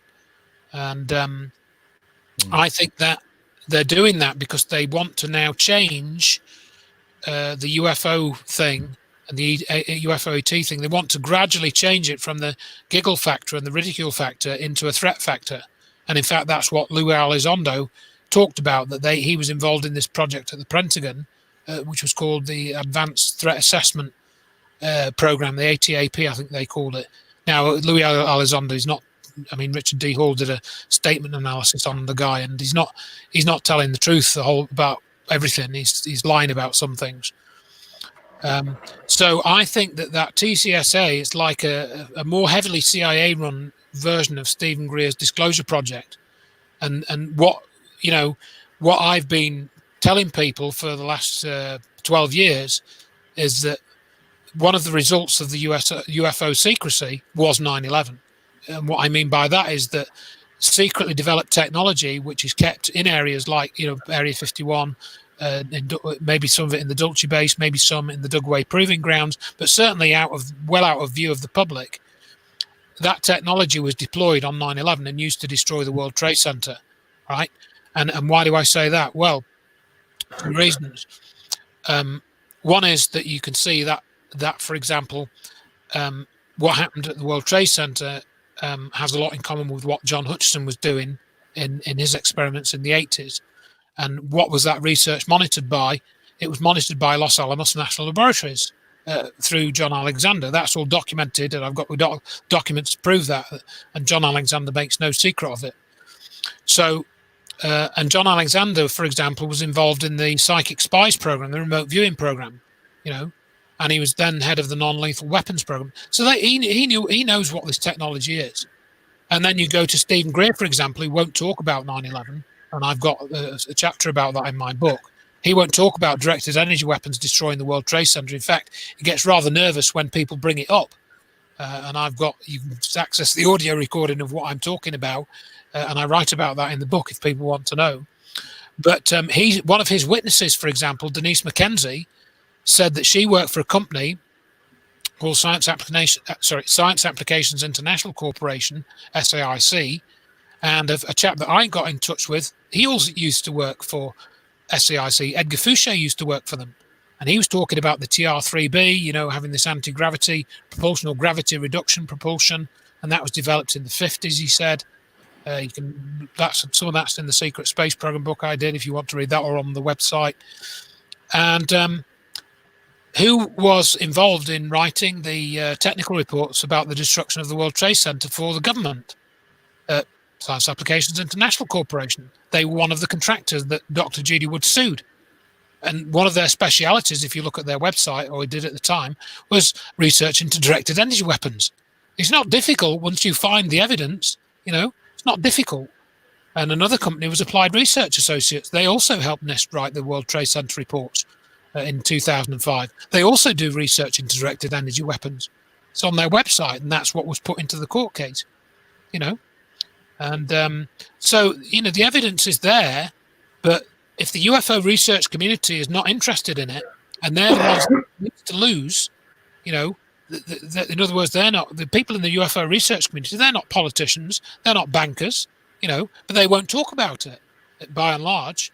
When I try and illustrate this to them and suggest that they might want to mention this, they'd rather talk about something else. because talking about 9/11 is a bit too depressing, you know. So so that's my position on that. And Can I butt in? Yeah. Am I not muted? Jez? No, It you're would all do, right. yeah. Go on, Leeds. Well, can I ask another question? We've got Yeah, other yeah, we've got plenty of Cool. questions from the chat room. Keep them coming. Yeah. Okay. Again, Nick GB's asked, is a fake alien invasion plausible? I think it is, because, and I've actually a lot in common with a couple of Can other we people. keep the question short as well? Sorry, because I've got a couple more questions. Sure, yeah, I'll do. Yeah, no, I understand. Yes, so take the film Independence Day from 1994, where you have that flying saucer blowing up the Empire State Building. Put that side by side with what happened in the same city only 5 years later, and you put them side by, and I've made a little video of this, and the destruction of those buildings looked very similar. The only difference is that on one of them there's a flying saucer over it, you know. And when you come to know and understand, as I do, that there were no real plane crashes on 9/11, that those planes were actually some type of image projection, which is what they were. And again, I could probably talk for half an hour on that. Why not put a flying saucer there, and you've got your fake alien invasion? So yeah, absolutely. Okay, all right. It was actually mentioned last week when we were talking about the virus with the bus driver without his chem suit on. That, you know, combine that with an alien invasion or a perceived alien invasion, and you can just back control anybody you like. Exactly. Yep. Put out an alien virus, an alien invasion, whatever. Yeah, absolutely. I totally agree that that's a possibility. Next question, Andrew. Mm-hmm. This is from Apple. Was Hurricane Erin on 9/11? Was it stayed away? My short answer to that is yes, it was. Again, I'm glad that person has asked that question, because it shows that they've done a bit of research. Very few people will talk about Hurricane Erin. Admittedly, you know, there's probably more than one reason for that. One of which is, you know, it's quite difficult for people to understand why it would be involved. But you look at Hurricane Erin, anyone can go and check it out. 2001, 1st of September, given a name. Then it moved towards Bermuda, hit Bermuda, I think, on the 7th of September, did a bit of damage there, travelled in a straight line for 4 days, just so happened to be closest to New York City at 8 o'clock in the morning on 9/11, just before the events unfolded. And as you said there, it made a right-hand turn the next day, and a 135-degree turn, headed off out towards Newfoundland on September the 12th. Now, there are two possibilities with that evidence. Either that's a total coincidence, or it wasn't a coincidence. All right, so you have to make your mind up which you think it is. And my mind was made up when I saw the other evidence about the weather charts, and how the barometric pressure was the same for 16 hours, how the temperature was the same for 16 hours, how the wind speed was the same for about the same length of time. Just as all the events in New York were going down. So yes, to me that was weather control, climate control, which of course means that all this shite that they're talking now is that it's shite, you know. All this Greta Thunberg stuff is a total psychological operation, and there are so. And she's the victim of child abuse. She's an abused child in more ways than one. Yeah, and that's one of the sad facts of the matter, as far as I see it. Yeah. Come on then, Leeds. Go on, another one. Have you got any more? This name's going to take some reading out, but just space. Just space goat farts. Goat farts, right? Yep. If you could, I'd like. You see, I can't even. I've had to read. It's not hard. It's not easy. This, you know, Jess. It's first. If you're from Leeds.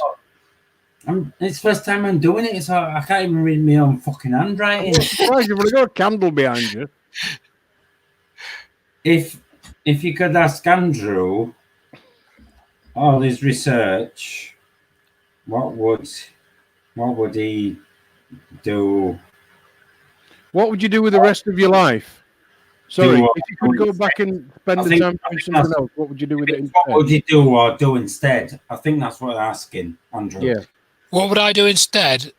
Or do instead, you know, over your research. What would I do with it? What do I think I should do now? I don't quite. I think the question, Andrew, was Yeah.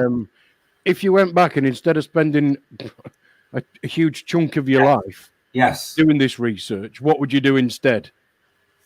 Well, I mean, probably what I used to do. You know, I mean, and I still do bits of that. I don't spend all my time doing this. You know, because I've got a wife and 2 children. My children are sort of pretty much grown up now. Bloody So hell, I've- most of us end up divorced because of this shit. Well, you know, I sort of just keep my mouth shut most of the time at home. So, you know, that seems to be the easiest option. I know how that feels, mate. Yeah, you know, by and large, I'm not saying I keep my mouth shut all the time, because you know I've got a big gob. So, you When know, this but, morning comes on, I usually do. I think, you know, to be honest, the way I would answer that question is, I've always been a curious person, and I've let sort of curiosity guide my life in some ways, and I've always been interested in solving certain types of problems. I've always been fascinated with technology, for example, and my early fascination with technology led me into the field of computing and IT, you see. So, and that's led me down this line, for example, for example, I all the website, I do it all myself. I don't have anybody that helps me, you know, so I've worked out how to do websites. You know, when I had a home computer back in the 90s, and in the 80s, the internet didn't exist. And when I finished university, the internet didn't really exist. I sent my first email while I was at university in 1986 or 85. I think that was one of the first times we were able to send between different geographical sites in the mid 80s. So that's a bit of a long answer, I know, but I feel something has guided me down the path that I've taken, and I'm quite comfortable with that idea. And I sort of look to some higher domain, if you will, that gives me guidance in some way, and it's quite subtle. It doesn't always come the way you expect. So I'm into that type of thing, really. So I don't really think about, oh God, you know, maybe I shouldn't have done it's that. about consciousness, isn't it? Yeah, It's about your it's about consciousness, and you're thinking about that, and you're thinking about how, you know, a way that you could, you know, for me, I think the difficult part of it is the way that I describe it. You know, if I tried to describe my consciousness, it's pretty much impossible. I can't really. Yeah. But sometimes you try to put that into words, and to try to, I don't know, when you're talking to somebody, and when I were in having my leg off, and I were talking to people who were in a similar situation, and you know, you're trying to be upbeat, and you can't describe your consciousness, can you? That's the thing about it. It's a very personal thing. But I notice you've done a lot of stuff on your website about that. I've done a bit about consciousness. Actually, that's the next book, is what I'm doing on that subject. Actually, and it's a very important area because it sort of dictates everything else in one sense. And going back to this sort of idea of a life plan, and Dr. Judy Wood and I have had quite long conversations about this, and we both sort of came to the conclusion, you know, I feel like I've actually contributed something to help people understand certain things. Now, you know, I'm not trying to blow my own trumpet, but I think there are certain things that I've done that nobody else could have done because of a combination of what I've done before that and my own personal circumstances. Like, for example, I'm not wealthy, but I'm not poor. You know, like the house I live in is all paid for and everything. And that's partly due to my wife's working for years and years, you know, and having a little bit of money in the family and this sort of thing. But we're not like really wealthy. I haven't got a big, massive car or, you know, a big holiday home somewhere, or anything like that.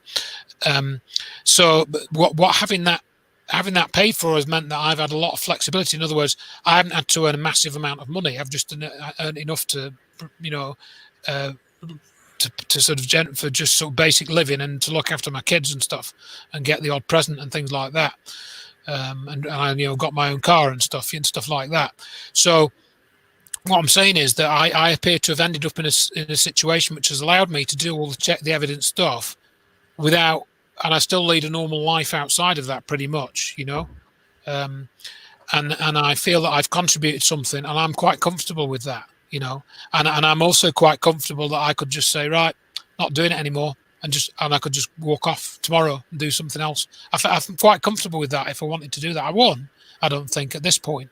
But sometimes I feel like doing that because, you know, when you've would you not feel a responsibility, you know, to people that have followed you? Because you know, yes, I do, but you know, this is something that's voluntary.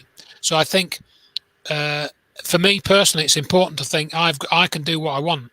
You know, I've got that freedom. I don't want to be, you know, for example, I don't do a weekly podcast. People join my email list. They might get an email once a month, or it might be once a week. You know, I don't want to develop an expectation in anybody that I will do something, you know. And like you guys just contacted me, Jason, you contacted me a week or a couple of weeks ago and said, oh, do you want to come on? I said, yeah, you know, and that's where I work, you know. So I feel like I'm guided by others quite a lot, you know, and then quite a lot of the stuff actually going on that theme. Like somebody said, I've tried to keep this coronavirus. I haven't really bothered with that much, you know, but then somebody sent me a really interesting link a couple of days ago, and then I saw one on Facebook. So I made a post about that, and I've made 2 posts about coronavirus.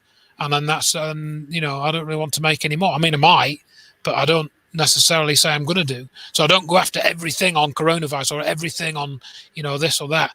I just think, oh, well, maybe I'll look at that, or maybe I won't look at that, you know. So I feel quite comfortable in doing that at the moment. I think it's a curiosity, isn't it? Yeah, yeah. But you know, again, I think you end up getting frustrated as well. I mean, like just for example, just in the last couple of days, we've got a 9/11 Facebook group, and there's people that come onto that, and we don't really. There's not a lot of activity in that Facebook group because it's all about.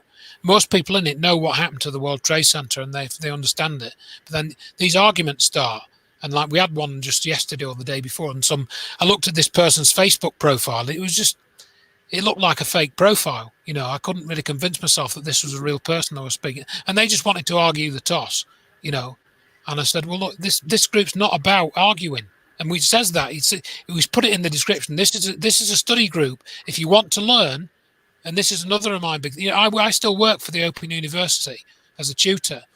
And it's good because the students, if they want to get their degree, they've got to work. They've got to study themselves. And when they get stuck, they contact me. So I only talk to the students when they're stuck. And that's what I like, because the students become self-sufficient and they have to think for themselves. And with it being IT generally that I'm involved with, it's fairly neutral. It's fairly agnostic. It's not involved with politics. It's not involved with science, really, because IT as a subject is somewhat separated from science. So I'm not having to worry about, you know, I don't get climate change coming up in this modules that I'm tutoring on. That doesn't come up as a subject, thankfully. So I don't have to go off on a rant, you know, to my students, you know, about... What is the subject? Well, it's all technology stuff. I mean, one module's about web technologies, one's about and map development and cloud technologies, another one's about group work and communications technologies, and another one's about robotics, Linux, and networking, and another one's a project module. So they just have to do a project and then they write a report, and I have to review the reports and say that's good, that, you know, get rid of that, put that in, you know, and stuff like that. But what I'm saying is, and I think there's lessons to be learned in the wider knowledge, you know, community, that like this Facebook group, for example, it's a study group. We say, look at these links, look at the Dr. Judy Wood lecture, read the Where Did the Towers Go book if you can get a copy. My books are free, so you can read them, study them, and then come back with any questions. You know, we're not here to argue, because we know how the World Trade Center was destroyed. That's not up for debate. It was a directed energy weapon. It's not, oh, we think it might have been. No, it was. That's what it was. We know that, you know, and that's the position that we adopt. And nobody has been able to refute that. And that's what Dr. Wood has been. And that book's been out for 10 years now, nearly, you know. I think we had you and Dr. Judy Wood on. You probably did at that time. Yeah. Can I put in there? Go on then, Just, Lee. just to finish off now, for example, Sorry, you go know, on. I'll do more questions in a minute, but another thing that's come up a lot and I get asked quite a lot about is flat Earth. And I say to people, no, go and study maths. If you don't understand the maths, learn the maths, right? That's what I had to do, you know, way back when. If you don't understand it, you ask. If you don't understand geometry, you learn it. You don't claim to know something because you've watched a YouTube video when they're putting out false information, right? If the geometry was wrong or the maths was wrong, your mobile phone would not work. You would not be able to follow yourself going down the street on your mobile phone if the science that behind that was wrong. It wouldn't work, you know? And you've got to accept that. You can't have the both. Oh, I don't know what shape the Earth is. You know, it is a sphere. Get over it. Understand it. Know it. You know, I can't get over it. It's too big. Pardon? I can't get over it. It's too big. So, and if you don't know it, learn it. You know, understand it. Own it. Own that knowledge. That's what I've done. You know, I started doing by getting a telescope and looking at Jupiter. And I say to people who come up with the flat Earth crap, have you looked at the moons of Jupiter through a telescope? Have you gone online and looked at an ephemeris? Do you know what an ephemeris is? You know, I'm not going to answer that, and they don't know, you see? And that's the difference between belief and knowledge. That's what empowers you is knowledge, not belief. Belief is disempowering. Knowledge is empowering. Why does Polaris not move? Because that's the way the direction of the Earth's axis points. I'm not going to go into a flat Earth debate. If people don't know the answer to that question, they need to study. Right? Listen, we're not going to get into. We're not going to do a flat Earth debate. There was a good comment made the other day. Because there is no debate. He started it. He started it, Jess. I did start it. I admit that. But it's one thing that really annoys me because it goes against what people like myself and Richard D. Hall have been trying to do. It actually undermines all of that activity. I was trying to ask you a question. Just go Leeds. Look, it's not a flat Earth question, is it? No, it's not. It's about Richard D. Hall. Okay. Well, let's not ask about Richard D. Hall. Let's leave Richard D. Hall out of this. This is Andrew Johnson on Raconteurs News. That I certainly don't want to get into any conflict. Whether he could help him get him on. I mean, Rich probably wouldn't come on. I mean, he's his own guy. Richard. He very rarely does other interviews. I know he does. Maybe you can. That's what I'm trying to say. Maybe you can. No, I wouldn't persuade him. I mean, I can send him a message, but he'll probably just he won't. Yeah, I know. He just says no. Listen, we do. Listen, we. I'm not bothered about getting Richard D. Hall on anyway. So Leeds, it's a moot point. So, but I went to school with Joe Cox, didn't I? So. Oh yeah, no, but that's a different thing, though, isn't it? That's a completely different thing. Yeah, then I'd like to speak to him about that. He's on Facebook. You can send him a message on Facebook. Well, why don't I tell you what, Leeds? You send him a message, and ask it for a conversation with him. But it's not a conversation for now. We've not got Richard D. Hall on. We've got somebody associated with Richard D. Hall on, but he's not he's not a But then Andrews knows Richard. I've got his phone number. You know what I mean? Congratulations. Tell me shut up, Jess. Shut up. Yeah, shut up. Yeah, in fact, I'm going to mute you. There we go. That's I think that experiment. Thanks for that, Heath. That experiment's not really worked very well. But anyway, we've got about 15 minutes left. What do you want to talk about in this last 15 minutes? Anything in particular? I've got a question. Aidy might have a question. Go on, Aidy. I've got one thing. What do the farmers think about crop circles? The farmers, I think, as far as I know, I mean, I've not really spoken to farmers myself, and but I think they have a mixed reaction to them. Some of them are actually quite happy because what they'll do is when they get a formation, they'll open up the field and put an honesty box on the fence, or on a post or something, and they'll collect money for it. And of course, some people will just probably nick the box, and others will put money in it. You know what people are like. It takes all kinds. I've certainly seen pictures in the paper a few years ago of one farmer who just got his plow or cutter or whatever, or harvester, and just went through the whole formation and vandalized it because he was fed up of them. So you get a mixed reaction. Some of them are quite comfortable with the idea, and some of them don't like it. And so yeah. Jason. Yeah, well, I was just thinking. I mean, I was just thinking if there were anything that you wanted to talk about in this last 15 minutes, anything that's new on your radar, or perhaps that you've not been able to talk about tonight so far. Well, I mean, I was going to go a little bit further on the alien head crop circle because there was kind of like a bit of a follow up to that. Crack on. So I can go back to the screen share because I've actually got it on my other screen. Now, yeah, so let me just go back to that. So that's it. So we talked about that, which was this reproduction this guy did.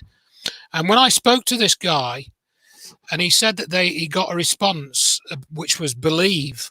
And then I challenged him on this, and he became, he said he couldn't help me anymore or something.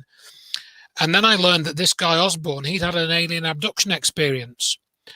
And I tried to illustrate to him that I thought that some of these formations have been created with directed energy technology, maybe not directed energy weapons. I mean, I said that earlier, out of force of habit, really, but directed energy technology.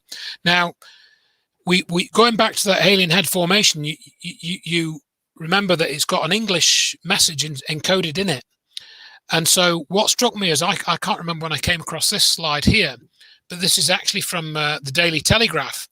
And you can click that link at the bottom there, and you can still find this online. And it was from this thing called Operation Blackjack, which was a kind of comic strip that they did of a simulated terror drill or something, where a nuke was set off in London or the south of England or something, and they called it Operation Blackjack. And it was a sort of comic book story which was published in the online Daily Telegraph. And then one of the slides in this, and this is still online, you can still find this. It had this image here, and it had this big long number in it.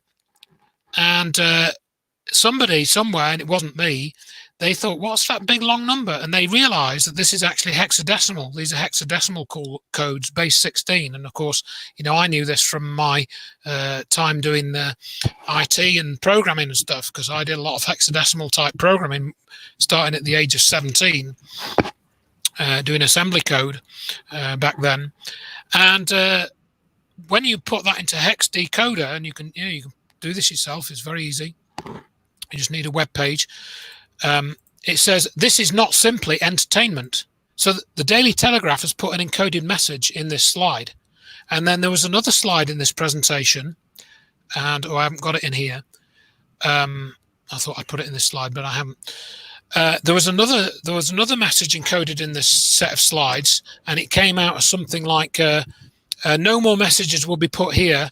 Not all agencies are involved in this operation. It was a much longer message, but it was encoded in this same hexadecimal ASCII code.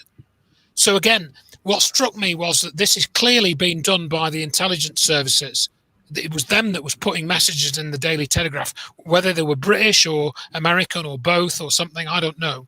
But there was the way that was encoded was very similar to the way that the crop circle message was encoded. So that made me wonder if the alien head formation was done by Black Ops with a goal of injecting false information into both the crop circle movement and the New Age movement, so to speak. Now, I put my book out at the end of May, I think it was, or the end of March last year. I can't remember the exact date. But then in June 2019, about 2 or 3 months after, a new post appeared on Colin Andrews' blog, Colin Andrews' website. Now, I quote Colin Andrews in my book because he actually went to that Chilbolton formation, and he actually went to the farmer who owned the crop, and he said, can I go in your field when you chop the crop down? And Colin Andrews went in the field, and I've got the transcript of his report on this because it's on his website somewhere or on a blog or something. I've got it in the book, all the links in the book. And he basically said that he felt this crop circle or crop formation had been created with a technology. That's what he said in 2001 when this crop was cut down. And I put that in my book to align it with this idea, with my sort of idea or conclusion that this was actually created, this crop formation using directed energy technology, right? And then in his blog posting in June 2019, he makes this claim that he suspected that crop formation was actually created by Team Satan, and they were given money by Disney, and they did it as a promo for the Mel Gibson Signs movie, which actually came out 3 weeks before. In the US, it came out 3 weeks before this crop formation was appeared or was found in August. And why would Colin Andrews put that on his blog 17 years after the event, just after my book had came out? Now, again, I may be putting 2 and 2 together and making, 5, etc. But I thought that was really interesting, and I had to make I've had to make a follow-up article on my website about that, where I go through what he actually said and why I think he said it. And he's never written to me, he's never contacted me. I have contacted him in the past, but I basically posted on Colin Andrews' Facebook profile 2 or 3 years ago when he was saying, "Oh, isn't it? Edgar Mitchell's died. He was such a wonderful man. Doing all that Institute of Noetic Sciences. When Edgar Mitchell actually threatened to kill 2 people. And he lied about going to the moon. And then he says he had this consciousness experience. Edgar Mitchell was a liar. And he suggested that his son go and shoot somebody, and that's on bloody recorded. That was Bart Sibrel. Edgar Mitchell suggested that his son should shoot Bart Sibrel, and Bart Sibrel recorded that on his radio mic. So you've got videos of it on the internet. And then Edgar Mitchell also threatened to kill. Sorry, he didn't threaten to kill. I'm being a bit overstating the case. He said to Bruce De Palma, who'd invented the N machine, a free energy device, in 1980, he said to Bruce De Palma, if you're going to do things like this in Southern California, you're going to get your head blown off. That's what he said to Bruce De Palma in 1980. Is that somebody who's spiritually enlightened and trying to bring free energy to the world? I don't think so, folks. And then Colin Andrews omitted to tell people that. So I said to Colin, you should be telling people this, Colin. And he said it was repugnant and unfounded. And I said, it is repugnant, but it's not unfounded. Here's the evidence. But did he take it on board? No, he didn't.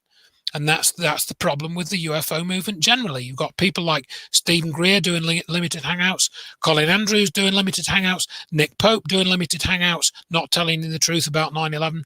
On and on it goes, And so that's what I go into in my books, normally in the second half. So anyway, yeah, that's probably a good point to move on to something else.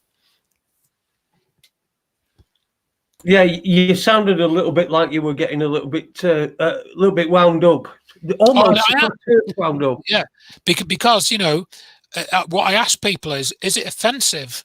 And I put this on another slide in that talk near the beginning. Is it offensive in a community of truth seekers to suggest that you do actually know some of the truth? You do actually know some stuff. You stop seeking it because you know some of it. I'm not saying you know everything and you can answer all the questions, but you do know some things. This is what happens in the sort of alternative. You can't know anything. It's all just unprovable. That's what the mainstream wants you to think. And I think that really annoys me that certain research gets degraded by other people who haven't done the research. They'll put out some random YouTube videos, sort of with random sort of facts in that don't really mean anything, and claim that debunks somebody else when they don't have any qualifications. They haven't really strung things together particularly well, that yet they'll get 100,000 views. It's we've had this Professor Simon pop up on YouTube recently. He's done some quite popular videos and claiming to sort of explain the Rendlesham incident and stuff. It does no such thing. So yeah, it does.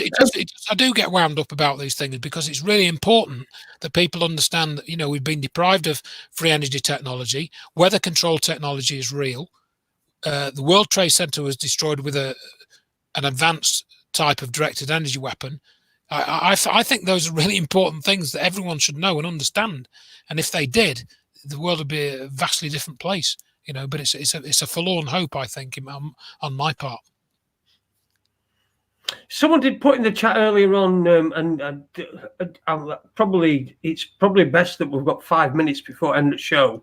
When I asked this question, but somebody said, "What's your take on the Larry Warren situation?" I don't know whether that's still going on and on, or what's your take on it? Well, I mean, Richard D. Hall put the program out quite recently, showing from Larry's statement analysis that he doesn't believe his own story, and I agree with that conclusion. And it appears that something happened to Larry, and I think something definitely happened to him back in the 80s, and I don't think he's been, if he's going round threatening to kill people, it's not a great. He doesn't put himself in a good situation, really, does he? And I think when I read Georgina Bruni's book, which I read 2 or 3 years ago, long after she died, sadly, she basically points out in that book that although all the Rendlesham witnesses changed their stories to a greater or lesser extent, Larry changed his story more than all the other witnesses. And and you can read the Georgina Bruni book. It's on, it's on Kindle and whatnot. I don't think it's particularly expensive. She points out, for example, that she'd been talking to Larry, I think, for several months. And then one day he comes along and he says, "Oh, I've got these pictures of the landing site." And she says, "Where did you get those from?" He says, "Oh, I've had them for months. But why didn't you show me them before?" And he just comes up with these pictures about 6 months later, and she's kind of flabbergasted that he hasn't even thought to mention it. So, there's weird stuff like that he did, regardless of any of the other sort of nonsense that has happened since. And I mean, I distinctly remember his Disclosure Project testimony as well, which at the time I thought was really good, and I thought he was a very good speaker back in 2001. And he said, but he did say the words he used is another life form was seen, possibly. He didn't say I saw this sort of ghostly being, which I think is how he's described it since, these things that were floating halfway off the ground or something.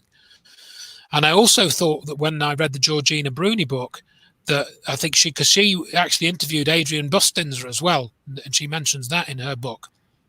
And I felt that Larry had copied some elements of Bustinder's story, and I think that this is what happened partly with the Bob Lazar story as well. And Bob Lazar, I think, was telling somebody else's story. In other words, he wasn't telling a story that wasn't true, but he was telling a story that it didn't happen to him.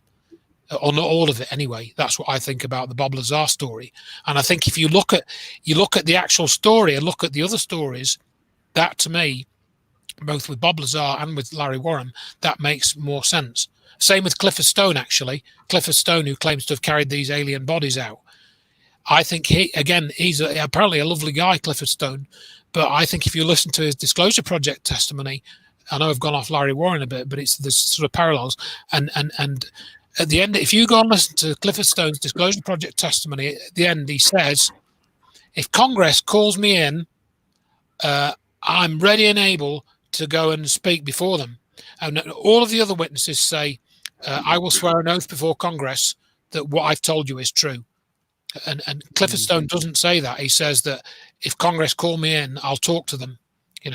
So I think he's saying that, yes, he does know stuff, but I think he's sort of made up a bit of his story to attract attention to himself because he likes the limelight, which, is what happens, I think, sometimes.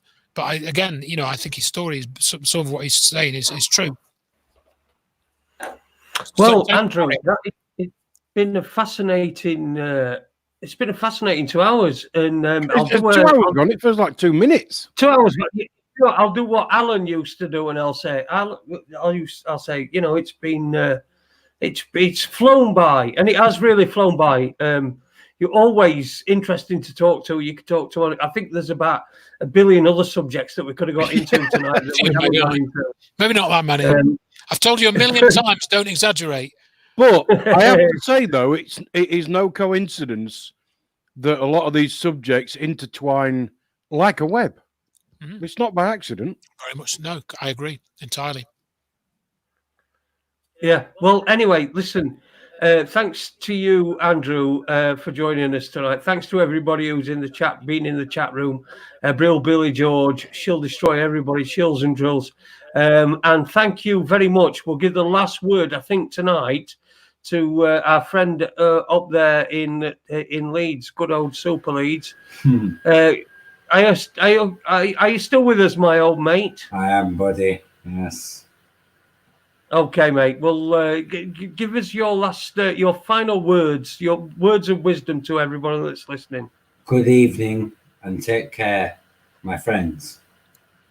Take care, my friends. I think we don't echo that. Thank you very much, Super Leeds. Thanks to Aid as well for being my co-host. He's going to be going on holiday soon. What am I going to be doing? I know Owen Lloyd Martin sent me a message and said, if you want, while Aid's away, I'll co-host with you. And then that'd be good. I'd like Owen. Yeah, but he did that last time. And then when it came to the time, he'd run off with a bird. So Yeah. I don't know what we're going on. But a big thanks to everybody tonight. It's been great, and we'll be back next Monday and Tuesday live from 8 o'clock. Don't forget to give us a thumbs up, subscribe to us on our YouTube channel, and give us a like on Facebook as well. We're on Facebook. It's just search Raconteurs News. Website is checktheevidence.com. Go to there, you'll find tons and tons of stuff. Honestly, you'll just be on there for up till 3 o'clock in the morning, then probably 3 o'clock in the morning next night watching all the stuff. So, get yourself over there. All right, thanks to everybody. We'll see you later. See you next Monday. Ta-ra a bit. Thanks everyone.